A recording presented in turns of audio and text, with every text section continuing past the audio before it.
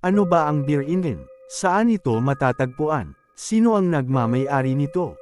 Sino ang mga nakatira dito? May mga tao na bang nakapunta dito? At anong hiwaga ang mayroon sa lugar na ito? Pero bago ang lahat, maaari ba akong makahingi ng like, share, at subscribe para sa mas madami pang kwento? Ang Beer Inn ay isang alamat tungkol sa isang lugar o bayan na hindi mo basta mapupuntahan dahil sa hiwagang bumabalot dito. Ang ibig sabihin ng Beer Inn sa waray ay hanapan ng nawawalang tao. Walang saktong lokasyon ng Beer Inn pero ayon sa mga kwento, ito ay matatagpuan sa may lalawigan ng Samar. Sa iba pang mga kwento ng matatanda sa Samar, ang Beer Inn ay tirahan ng mga engkanto. Isang napakayaman na lugar at syudad na may mataas na antas ng pamumuhay. Kahit na napakapopular at sikat ng alamat na ito, ay natatakot o hindi binabanggi ng mga taga-Samar ang salitang Beer Inn sapagkat naniniwala sila na kapag binabanggit mo ito ay kukuhanin ka ng mga engkanto na naninirahan dito.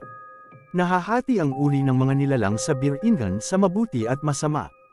Sa buong probinsya ng Samar ay mayroon lamang 7 portal o lagusan patungo sa nasabing lugar kung saan mga piling tao lamang ang nakakaalam nito. May ilang mga residente sa Samar na nakaranas ng sapi, o exorcism, senyales na isang nilalang mula sa Beer Inn ang sumapi sa tao na pamamaraan nila upang dalhin ang katauhan at espiritu ng individual sa Beer Inn City. Sa mga kwentong waray, may 3 rason kung bakit nangunguha ng tao ang mga taga-Beer Inn. Maaaring dahil sa kinikilusan nilang kapaligiran, maaari ding nagustuhan kanila, at maaaring naawa sila sa iyo. Para sa mga nakaranas sa misteryo ng Beer Inn City, may ilan silang patunay na ang Beer Inn ay may realidad na katotohanan.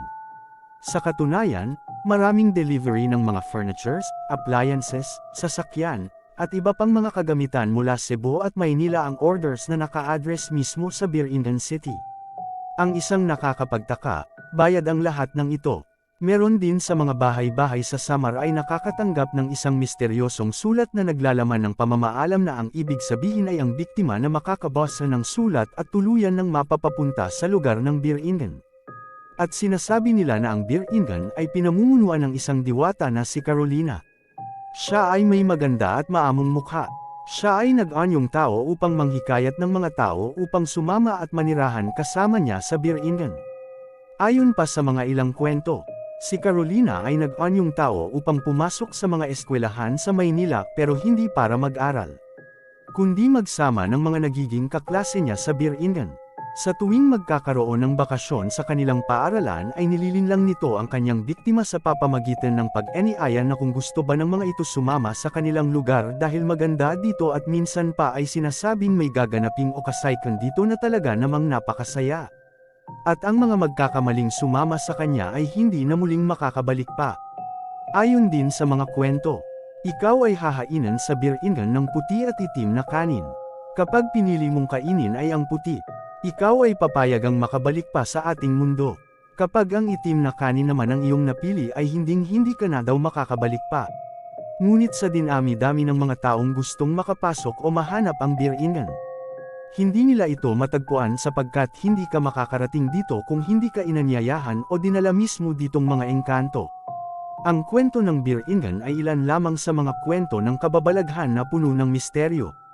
Para sa mga waray, walang masama kung magbigay ng respeto sa paniniwala sa mundong nakikita at hindi nakikita. Maraming salamat sa panunood.